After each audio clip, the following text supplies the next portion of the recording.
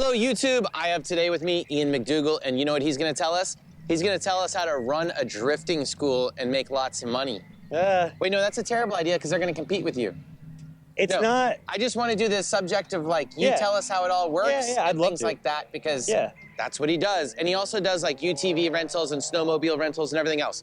So very first of all, introduce yourself, how long you've been driving. Yep, what's up? I'm Ian. I've been drifting for 15 years. My first event was actually at GGP, like in 2008. Oh, wow. I didn't even know that. Yeah. So I've been around a while. This is my 4th drift week. I just like coming to these events because I'm tired of driving the same tracks at home all the time because that's all I do. But I'll kind of explain how I fell into the like drift school and all that stuff because I never planned to be a drift instructor. Wait, did I say drift rental program or did I say school properly? Yeah, okay, yeah. I said school. Keep going. Yeah, because like, lo and behold, the rental thing sucks. It's not, it is not a good market, unfortunately. But the school, like introducing people to drifting, getting them in a car, showing them what to do, like having like an actual program about all of it works really well. I've kind of noticed like, it should almost be drift experience, not drift school, because a lot of the people that come are just looking to try it. They're not looking to make it their new crazy hobby that they want to do all the time. But it works really well. Like I don't really get a ton of money. Like it's not like I'm crushing it type of thing. I just have a really good deal at the local track that I use, where my overhead's super low. I don't own a track. I just work with the track and share the track with go-karts and motorcycles while I'm out there. So it's like really low overhead. So that way I'm able to keep my costs down. So a class with me is only $700 and that's 2 tires, track fee, all that stuff, show up and drive. We drift for about an hour on track for about a 3-hour class. But I never really came into it thinking like I was gonna be a drift instructor and do all this. It was kind of like, after drift week 2, my first drift week, I like kind of like got the idea and I was like, well, maybe I should try this. And bought a car, started it up. Luckily, I run an ATV and snowmobile rental business that the insurance actually covers my drift cars and stuff. So even on track. That's crazy. So that's the crazy thing. And now I haven't totaled one to find out how it all works to total one out. But I imagine it's kind of like I've had a side-by-side get totaled where it's like, it gets sent back to Copart and they cut me a check and all this, but I'm trying not to make it there. But yeah, I never really thought it would like work out. I just kind of started doing it and then like saw the demand of more and more people wanted to do it. And like, I'd have some dude come drive and then he would tell all his friends and they'd all come drive. And then like, I never did a lot of advertising. It just kept getting bigger and bigger and I kept getting better at teaching. Yeah. To where like everybody that leaves the school is like, almost everybody improved something in their driving that day. And like, that shows me that I'm doing something right, at least. Yeah. And then like this past year was the first year I went full time with it. So I had a real job the first couple years I did it and I would just do it after work. And then now it's like, I just do 3-4 classes a week out at the track. And it's sustainable. It makes, I'm not crushing it by any means, but like I make a living off drifting, which is like hilarious to think about since all the money we spend in this crazy shit. So yeah, that's kind of all right, I'm gonna start asking questions. Yeah, hit me. How many times do you teach a week? About 3 to 4. So about 3 to 4 days a week? Yeah. So it's almost a real like full-time job. Yeah. I've had weeks where I've done 5 classes in a week. What type of cars do you use? Mainly a 350Z. And then, so I do it like a package. Most people just come drive the Z, but a lot of people come take my like 3-day package where it's 2 days in a Z and 1 day in that Mustang that I'm driving. And that way, like it gets them confident in the Z and then I move them into the faster car that has more grip and more steering angle and it's harder to drive. And that's been working out really well. So it's like the same price as 3 Z classes, but the last one I upgrade them into the Mustang without paying the extra fee. And is that an experience thing that people are sitting around for 3 days, or is that like an actual training exercise where people are trying to get good? No, it's most of it, honestly, most of it's like high school graduation gifts and shit like that. Oh, really? Yeah, like I get a lot of parents that like these kids are like, I want to drift, like this is what I want to do, and they come to me, and then I just throw them in a car. And then the 3 days is like spread out. It can either be the 3 days consecutively or 3 days over months. It doesn't really, some people spread it out just so they can like get more out of it, I guess. I don't know. Have you researched many of the other drift schools and stuff like that? I know Taka, and he said that a lot of people come just to drive a Corolla, not necessarily to become drifters or learn and have any experience other than they're Corolla fans, and they go there to drive A86s, which is crazy. Yeah, I mean, did have one guy come just to drive my Mustang. So like, but at the same time, like the Zs just work so well. They're so easy. I'm gonna buy another Z when I get back from Drift Week. Just just because like they work well. Like I don't want an S chassis, like that'll break. I don't want a Corolla, they're expensive. I don't think I want to really start getting into, now I do have my C6 that I would, for the right price, I'd let someone drift my C6. But it's just got to be the right price, and I have to add it to my insurance program, so that's gonna be expensive. I just don't have any demand for like a caged, like upper, like Pro-Am level type cars. I don't have any demand for that. Interesting. All my demand is like people as cheap as possible getting in a Z and go learning how to do some shit on track. How many drift cars does it take to run your program? I only have 2 right now. Oh. The first 2 years. 2 Zs and a Mustang, or? Well, right now I only have 2 cars, a Z and a Mustang. And for the first 2 years, I only had a Z, just one car. Yeah. What breaks on these cars? A lot of dumb stuff like power steering pumps, racks, tie rod. I go through a ton of tie rods. Camber arms break every once in a while. We debeat a tire here and there. But generally the car stays together like pretty well. Now, and I say that during classes. When I rent the car out to people when I'm not supervising them, it always comes back broken. That's where they like take it to an event? Yeah, and they take it to an event and it's almost always broken after that. But when I do classes with people, it just like, I build people's confidence level up where we start really slow and then we work to faster and faster and harder stuff.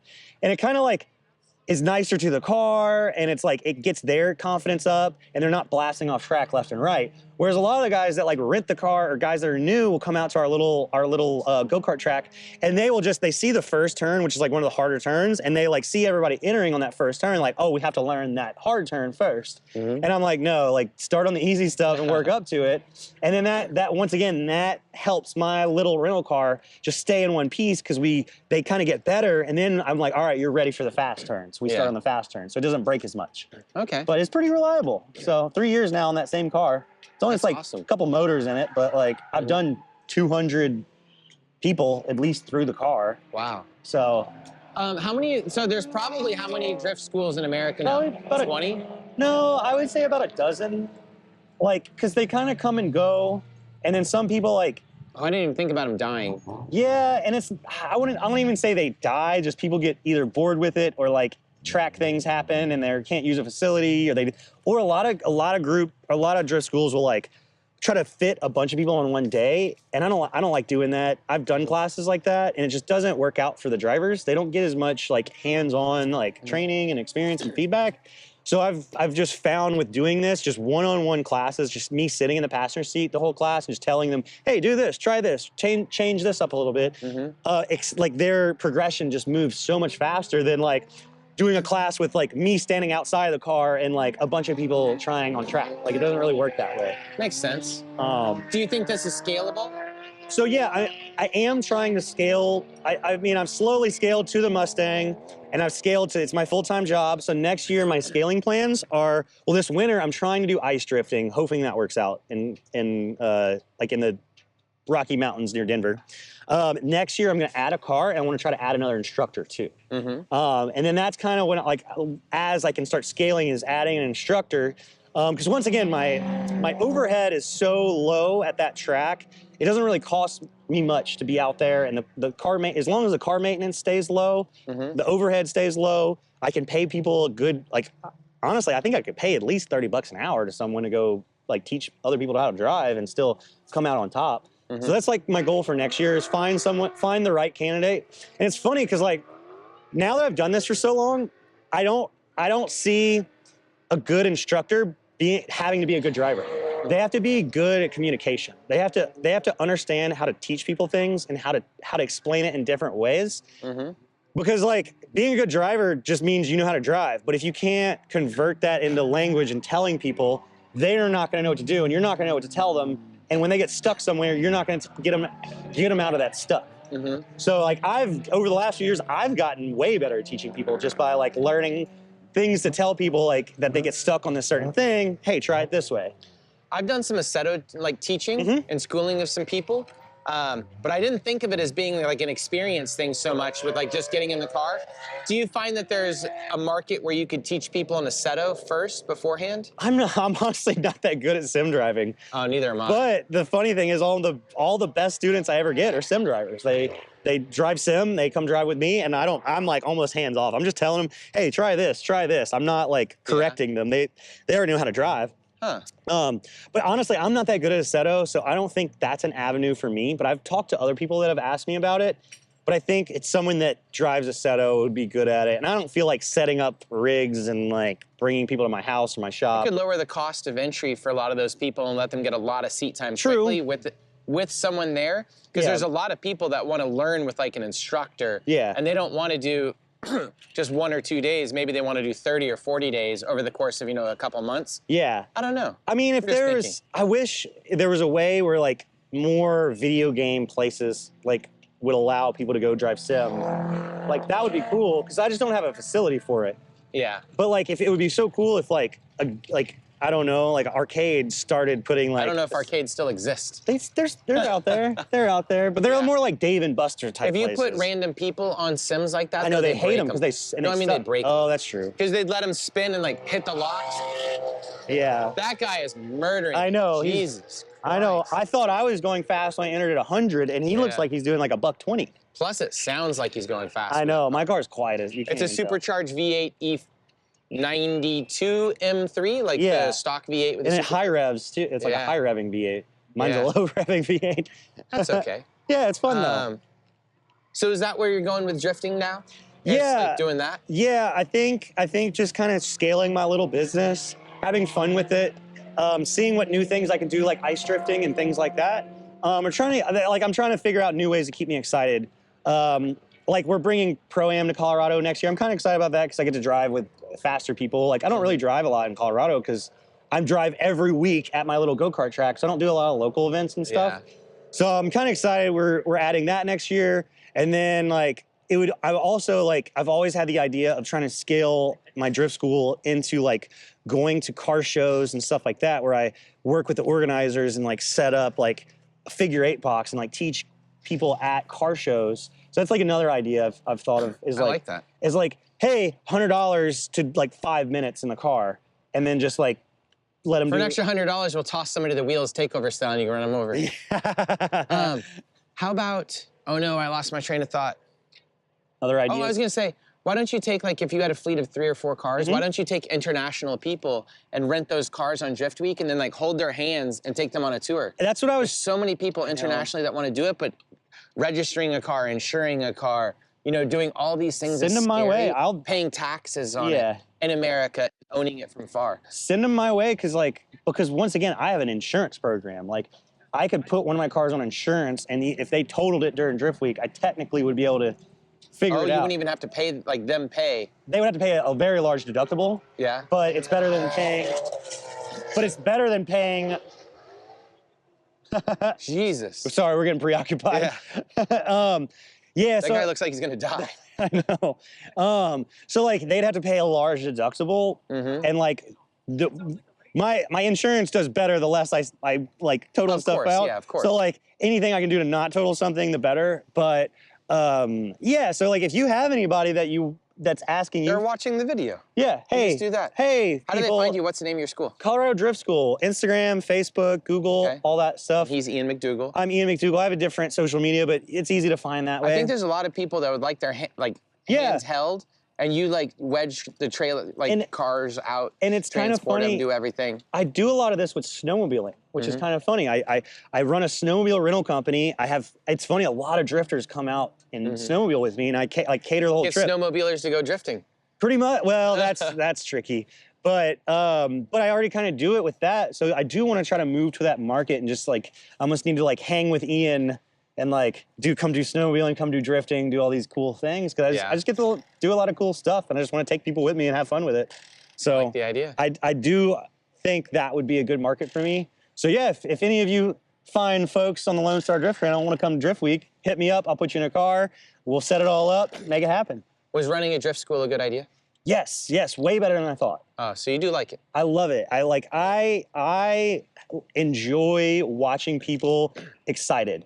And like I love like I'm sitting there like when they link something together or like do something they thought they couldn't do, I'm in the passenger seat just fist pumping and yelling, and it gets them so excited because I'm excited, and like they just did something they've never been able to do before in a drift car on a racetrack on a random day, and like it's fun for me. So I also get enjoyment out of it, and I'm not just a corporate slave at a desk drafting. You're at a racetrack 3 to 4 days a week, which is rad. Too. Yeah, yeah. How about, I have 2 things. How many tires have y'all been through in your entire drift school? I don't. 100, 1,000? I mean, it would be in the hundreds, but honestly, like most people suck at drifting, so they don't go through a lot of tires. So the worse people are, the longer I get to use, because sometimes I'll get like 2 or 3 classes out of a pair of tires. With some classes, like the person's like a sim kid, they can drive, they wear out a set, that class, boom, done. Yeah. So try these Virginia peanuts. Since Okay. Here in close by, they're Thank you. delicious. They're very different. They're crunchier and they got better taste. Thank you very much. My second question is moving on to teaching on a frozen lake. How do you think that's going to work? Do you do studded tires? yes, Do you do 350Zs?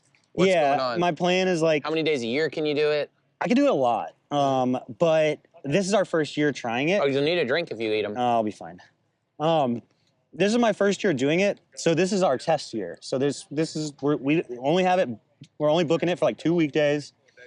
I gotta try different tires because there's like 4 different tire combinations to try for ice drifting, and I don't know, honestly, don't know which one works. And they're all like, some of them are expensive, some of them are time consuming to like stud all these tires. I might get a pneumatic stud gun to like try studding myself with like the proper way. So a lot of like figuring out for this winter.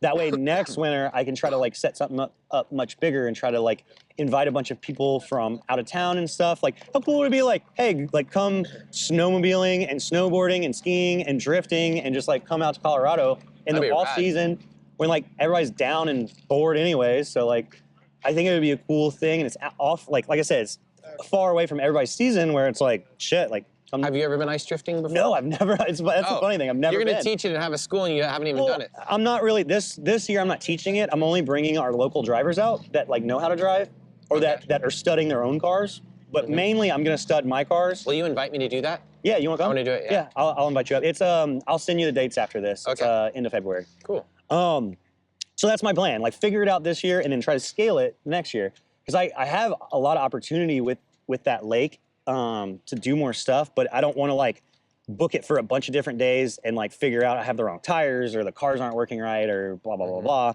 So we'll have some fun with it this winter and see. Cool. What's the ultimate goal with this? 20 cars in like Skip Barber style, or? Yeah. Or you're like, I don't have a goal. I just don't want to go to jobs. I don't want to go to a real job anymore. Now that I literally just hit a month ago a full year of like working for myself. So like hopefully I can keep scaling my rental business and I can keep scaling my drift school, and I can eventually hire people to do all this because I'm busy as shit. So like that's the goal, is like scale it and then try to figure out how to run it. And I'm not trying to look and make a ton of money. Like that's not my goal. Like if I wanted to make money, I would have definitely stayed at my like corporate job and like made more money. But like the fact that like I can take off this trip and nobody tells me I can or can't, or like PTO or Except your bank account. yeah. It's like, yo, get back to work. Yeah, I just had to do a lot of drift classes before I came out here. But so yeah, that's the plan. Scale up a little bit, just add some new instructors, new cars. But I do like the idea of having like adding my Corvette, have the Mustang, have a Z, maybe get another car, and then like, hey, come try this car, and like try to do it that way, just like I do like snowmobiles and things like that. I like talking to people like Ian, because I think it's interesting to see where drifting's going, and if we have schools and like maybe one day you buy a little track or build one or something, which is probably a terrible idea. Don't do it. I would try to buy the track if I ever could. IMI. Yeah, because it's also a dirt bike facility, and like they've never thought about doing rally there, and rally would kill it. I feel like if they were able to like somehow I had $3 million to buy this place, which is way more than it's worth, but like I think that's like around where they want. It's like the back is like a UTV course, but I'm like, that's dumb. it'd be cool if we had like a school with rally cars out there too. I've also thought about getting a spec Miata and bringing it out there. Not teaching people, but just letting people go screw around in it. Yeah. Just to, because Interesting. it's a fun little go-kart track. And it, like I said, once again, low overhead, just right from like near me and stuff. So I don't know. I got ideas. But I was gonna say, there's all these people with business models now that are like figuring out how to be within drifting in some type of business scenario, putting money back into it and everything. People coming into drifting that would never be a part of drifting because they can now do experiential experiences that are like 1 day long. You don't have to. When you and I got into drifting, you had to learn to be a mechanic. Yep. You had to get a truck, a trailer, a garage, learn to swap like a car. Oh, yeah. It was early internet times with no YouTube. It was incredibly brutal. Yeah. And now the bar to entry is so much lower that So people easy. can sample it. It's so easy. Because I'm sure you had friends that were like, I want to drift, I want to do this, I want to do that. They'd build up a car, buy it, go to their first day and like, oh my God, I hate this, it's expensive. Yeah, it's too much, and they would quit after one time because it ruined their life. Yeah, I tell a lot of my students, I'm like, by the end of the day, I tell a lot of them, like, hey, you're better than me the first year I was drifting. Yeah. And they're like, no way. And I'm like, yes, like I started at GGP in a bone stock 350Z. I had no idea what I was doing. I was just out there spinning out, just going, I don't know, like it's kind of fun, but I don't know what I'm doing. Was it silver? Yes. Yeah. I remember, and Kim had the dark one or something. Yeah, yeah. Yeah. That was actually my old one that I wrecked. Oh, really? Yeah, both of those were mine. His was like the most haggard thing Oh, he on still earth. has it too. Oh my God. It is so beat to shit. Yeah, good God. So yeah, like it's funny how fast these days people can progress because there's so much information out there. There's so many schools out there. There's a lot of people out there to like lend a hand for like information and helping you and like just ask. Like the local drift forums, like I know it's all moved to Facebook now, but like there's a lot of people out there just looking for like friends and camaraderie and like looking to, you know, you just team up with those guys that are new to it too and like learn together. Well, I think it's cool you're doing so many different things and attacking it from like, you guys have a shop where you all build like Pro-Am type cars or Formula D cars. You've got this rental car business, and then you also have the school. It'll be interesting. Eventually, you'll either have to scale back and cut something back or scale up as one gets bigger and takes off. It's cool that you're into so much into the drifting and everything else. And then you drive a stock 2016 Mustang. Is it a 16? Yeah, it's a 16. Yeah, he drives a stock Mustang with all that. But it's like the best, like it's so reliable because it's a rental car. Like people like I've done probably 6, 7 classes in it this year. Now the Z's did like 70 classes this year. Yeah. But like it's just I keep it stock, stays reliable, it doesn't break. Great for drift week. It's like faster than all the Z's and like almost as fast as like Taylor Ray's If M3. transport wasn't so expensive and you had a wedge car of those, you could rent those out for crazy money as everybody else is broke to like Joseph. I know. And You like just have to have them with you and like, yeah, that's be tough.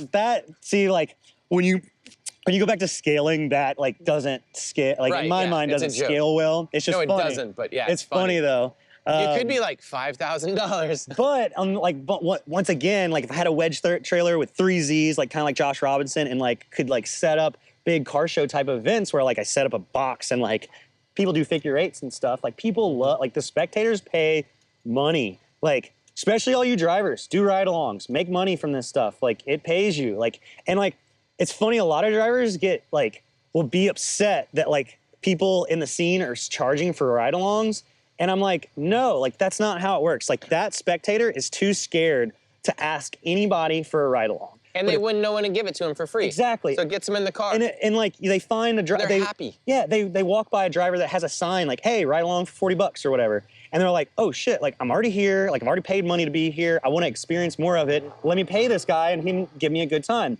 And like it's funny a lot that all the drivers that don't like that. I'm like, because they're like, no, I give them for free. And I'm like, dude, like, I've been doing this for 15 years. Those are also the people that don't really drive. I know. Any normal driver would be like, give me money. Give me money. And sell their souls for I'm a set of poor. coilovers. Yeah. So all the drivers charge for ride-alongs. It's great. Don't feel bad about it. Make your money. Well, thank you so much for giving us all this information. Make sure to check out his school if you want to go experience this stuff. Yep, Colorado Drift School. He has rental cars if you want to go roll one of his cars. Oh, please no. And screw up his insurance. And what was your shop name where y'all build After cars? Hours Autosports. We run FD and Pro Spec. And where's that located? It's across the street from the track in Denver. Okay.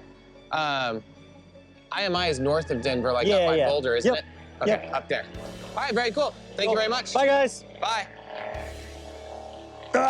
And thank you to all the sponsors that make Drift Week happen, including ECU Master, who make great standalone ECUs for your car. Volino Tires. I run their tires. I specifically run the 285/35/1808C. It's my favorite tire ever. Great tire, great life, great grip. BC Racing Custom Coilovers, the coolest, most supportive coilover company and most successful at this point in drifting. NK Wheels, if F1 cars can run those things, pretty sure my car can. Super light, one-piece cast. RPF1's my favorite wheel. Vape Tasia, very supportive company in drifting for many years. Thank you so much. They come on the trip. Awesome guy, Chris Finch. Thank you. Heat Wave. You obviously have seen their sunglasses all over the place. Thank you so much for supporting Drift Week. Just Racing Engines. If you need a JZ built, they're out of Vegas. Hit them up. And whatmonstersdo.com. They've been supporting us forever. Go to their discount code website thing. Type in EBISU for 20% off. Thank you so much to all these sponsors for so many years of support. Bye, everybody.